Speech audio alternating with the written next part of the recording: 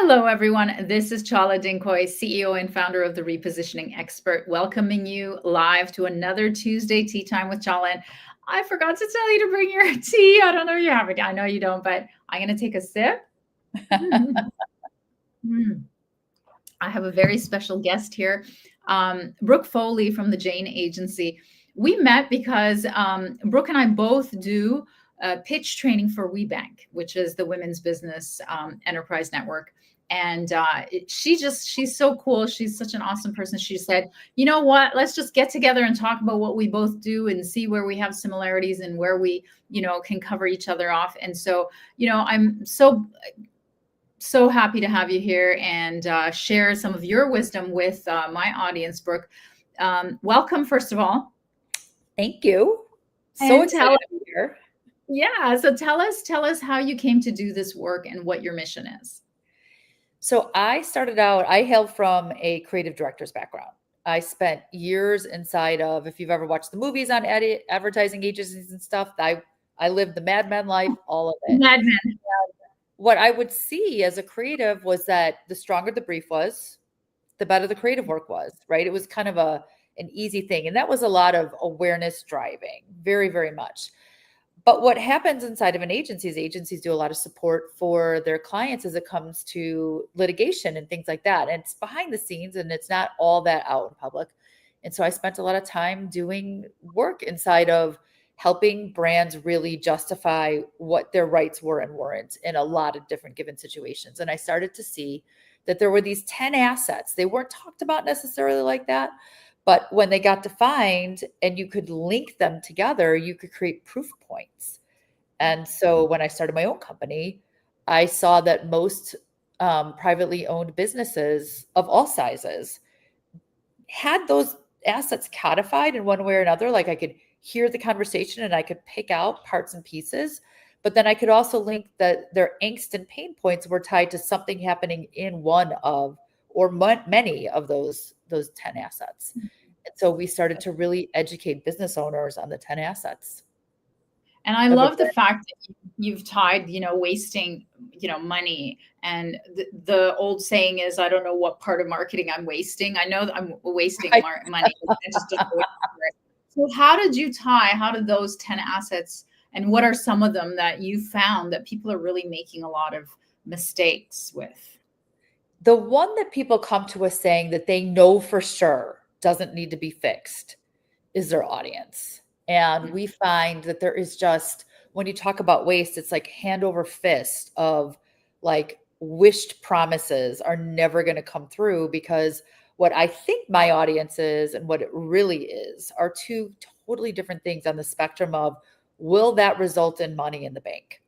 Right. Yeah. And so that's the one where we see most people talk about most easily. I know for sure you're not going to have a problem with my audience. And on average, we see that any business leader will have somewhere between 17 to 32 different audiences that they believe the business serves on different levels. And you would think that even if you went to like the solopreneur level, that it would be less, but it really sits in that 17 to 32 space. And I've been talking about it for years and it hasn't changed, didn't go up or down, where there's all these people that we believe we're in service of, when in fact, there's one cross section of joy and healthy revenue that sits in your P&L. I love it. So how do you, and without giving away like, trade secrets, how do you, find that and to convince them? Well, first of all, I give away my trade secrets. I will give them to any business owner. I feel like it's pragmatic. We should all have it. The wicked wisdom is, how do you figure out how to make those assets work together? And that is a business by business basis. But the secret sauce that we use is we say, look at your P&L and you're going to see a spectrum of people that pay you a lot of money and people that you really, really enjoy working with. And usually somewhere in the space of people who pay you a lot of money is a lot of angst. And somewhere in the space of people who don't pay you, but you love working with, is joy, but it's really draining your revenue. In the middle is usually a set of people who pay you really well for what you do and bring you joy. And if you take the two ends of the spectrum, or you find the cross section of connection between those that pay you well and bring you joy, you're going to find a buying behavior versus Mm, a target audience. And that buying behavior also comes with a set of values that likely match your business, the people you've mm, chosen to employ, the values you put out into the world, the way you choose to operate. And so that's sitting right in your P&L, but it's also the definition of your audience. And if you take it mm, back from that and you take 3 of those clients and you call them up and say, hey, here's 5 questions, and you look at how the 5 clients answer, first of all, you just saved yourself 80 grand. Second of all, mm. you're going to find out things that you really need to know when you're out there prospecting on who you want to push away and who you want to call in. Right. So, do you find it's difficult to convince clients when even like once you show them the data? I find it's hard to get people to look at their own data. Once they see the data, it's jaw dropping. I have never once seen someone come back and say, that's not my audience. They might have trouble getting on board with how to connect with that audience or reconciling it. A lot of times I see people having a lot of trouble letting go of audiences that they believe serve them, but are really draining them. And that's the harder part. So it's getting people to look at the data and then Mm. getting them to come to terms with it. But the convincing them of what's in the data, it's kind of jaw dropping.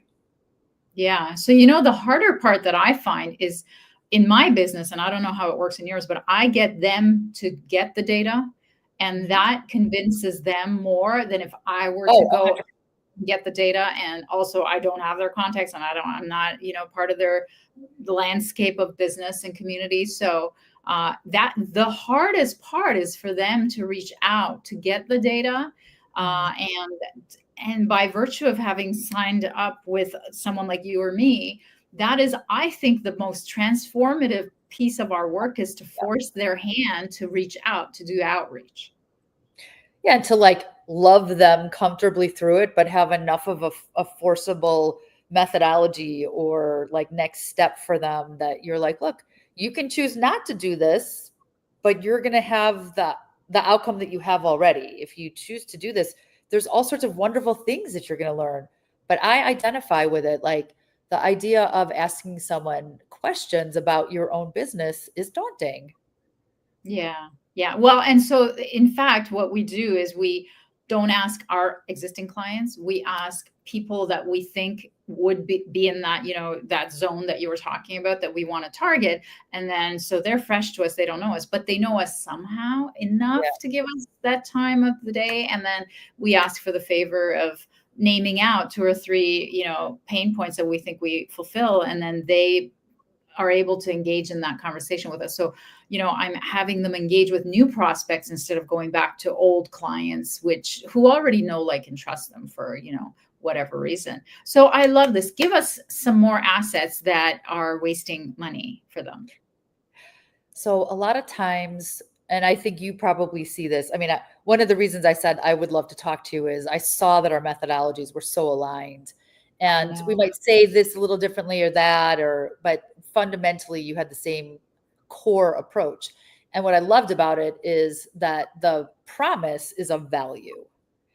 And so often people come to me, and a lot of times, especially in the pitch space, you'll see this awesome, phenomenal CEO, and the charisma is there, the business is there, but the pitch is on commodity. Mhm. And the commodity just it falls flat. It creates vulnerability, it creates risk. I just got off of a phone call with someone who's arguing for a scope to get signed through a mutual client of ours, and the push is all on commodity based stuff, and the client's not moving, right? And you Mhm. lob a little bit of promise out, which is of value. It's like, oh, it's all emotion. Mhm. Promise is what we provide of value. It's what we believe in. It's what you can prove. Whereas the commodity is the detail of the sell. And so we see Mhm. that a lot too. I love that. I love that. So, how do you get them to move from, um, you know, features and benefits to emotion? we don't do so much in emotion. We do stuff more in fact. And so we are very, very evidence-based grounded. That legal background that, really brought me to understand the value of the 10 assets in the first place. And so what we do throughout the relationship is they ground themselves in their facts, and the facts start to become undeniable. And when you look at the information and their own personal evidence, it's very hard to deny that the commodity sell is working. And so the openness to start exploring something different really helps. I love watching how other people approach that also. There's 100 different ways you can get someone to move from commodity to value-based sell. So I'm interested in yours as well. Yeah. So the way we approach the value-based is through pain, and pain is emotion. So, all sorts of stats show that sales is, the decision is made in seconds, but it takes sometimes years and months to, for that person to convince themselves and others.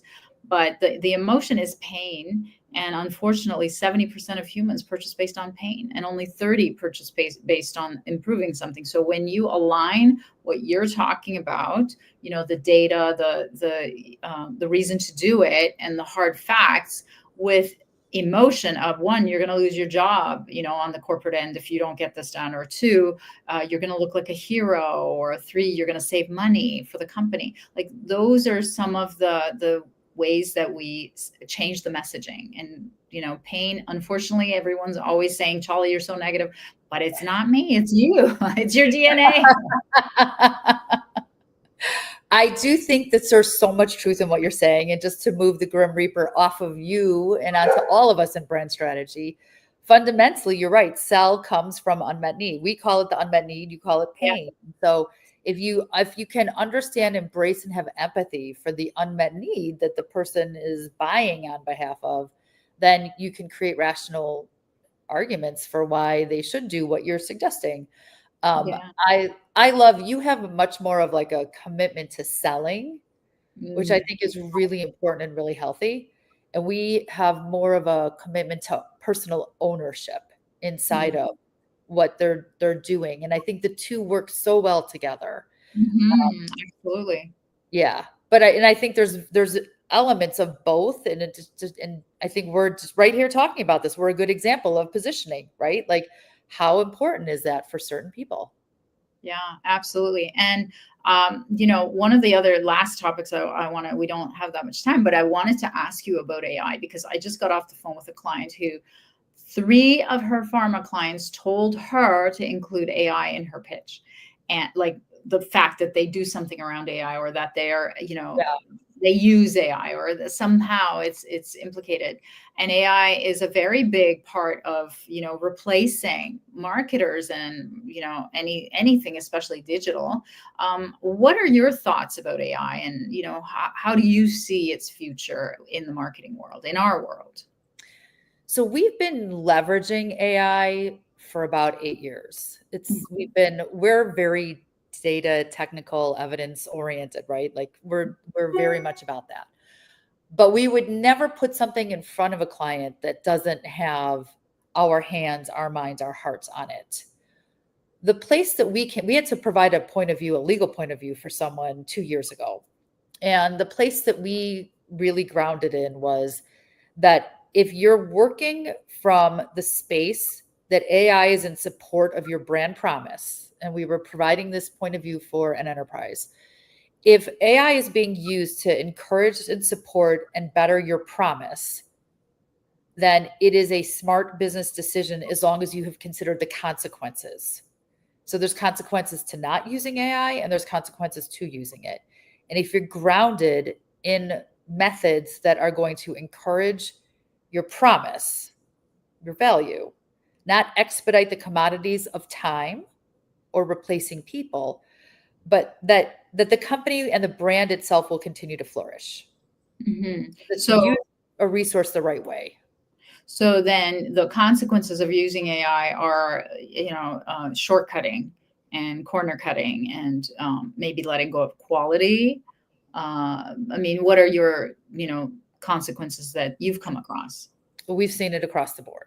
We've seen it across every part of operations, HR, culture, legal, technical, geographical. I mean, it's expansive, and it expands even faster the more you're using it, right?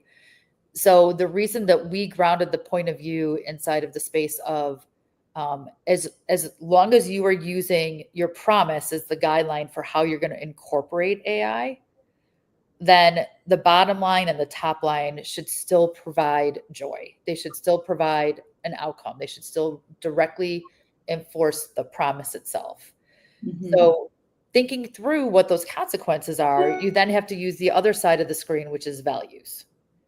So if AI is going to create a protocol or a mechanism or a process or the elimination of one that goes against your values, then you got to reconcile that, because values go back to mission, go back to vision, right? So you have to make sure, and the pathway to go back and ensure that we found was sit down, take a look at the promise, figure out how you're delivering on it, because the promise is what you do operationally every day, day in and day out. And if you don't feel good about that, then you got a problem. And do you ever see it replacing you? This is a hard question. No, I think I'm so adorable. How could AI do that? I'm kidding. I don't think you could be replaced. I don't think that the use for AI can be replaced, and we hold that. Strategy, intonation, opinion, nuance, heart, soul. I could program things that start to relate to or demonstrate or exhibit things like that. And I could teach something to start to learn to feel things. But the ability to really look at someone and say, I can tell you're scared right now.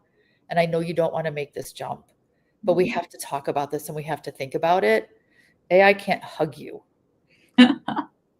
Yeah, so true. And so, I mean, I think about and write about and talk about AI a lot, which is why I brought it up with a great mind like yours, because I feel that what we do is so complex. It's so, and it requires such depth of knowledge and experience around so many different things, but also it is so human and emotional as well, because most of what gets in front of us is us.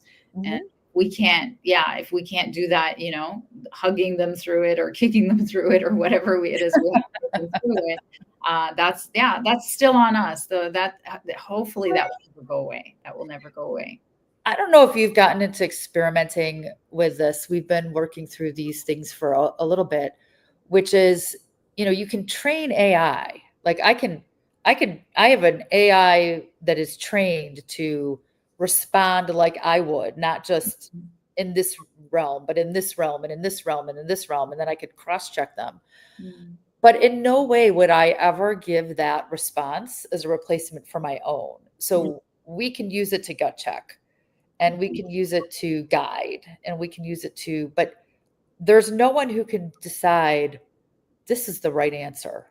And I feel like that is deep in the heart of brand strategy. To your point, the depth and the expertise and the ability to say, okay, I have these 5 case studies and these 3 outcomes and these 2 personalities that I've seen go through something that comes out that looks sort of like your situation. Here are your 3 choices. Like that is something that would take a lot. Yeah. So we're still good. We're still, for as long as we choose to work, we're still good. I think we're going to have to evolve for sure. Yeah, absolutely. So do you have, a last, parting advice to our viewers about what to do in this new day and age to get, their marketing settled and on board and make more sales to big corporations? I do, actually. It's a whopper. Good. The more AI is out there and the more categories start to become like convergent and crowded, really investing in a solid brand platform with someone like yourself or me, or reading up on what we do. And my methodology is out there. Take it if you want it. Yours is, replicable. We're not entirely our own, unique snowflakes, right? But find a way to ground yourself in something that's methodical around brand strategy, so that as the world around you changes, you can go back and change that component of the brand, that asset, instead of having to change your whole business. And when someone comes to you and has a contract or an opportunity or an RFP, you can use that brand platform to screen, is it right for you? And you can reach out to someone like yourself, Chala, or me, or people on our team, and you can ask simple questions for help. Whereas if you don't have anything, it means somebody really has to take you through the process of establishing all of it. And that's where the arduous work sits. Absolutely. And how could people reach you? Well, you can go to jayneagency.com. It's JAYNEAGENCY.com. Right on the screen. And you can also reach out on LinkedIn. So happy to talk to people on LinkedIn. And my team wanted to invite you, Chala, onto our podcast, which we're launching next year. Wonderful. I can't wait. Thank you so much, Brooke. It was so nice to catch you. Thank you. Thank you so much for having me. Happy tea time. Take care. We'll see you guys next week. Absolutely. I'll be watching.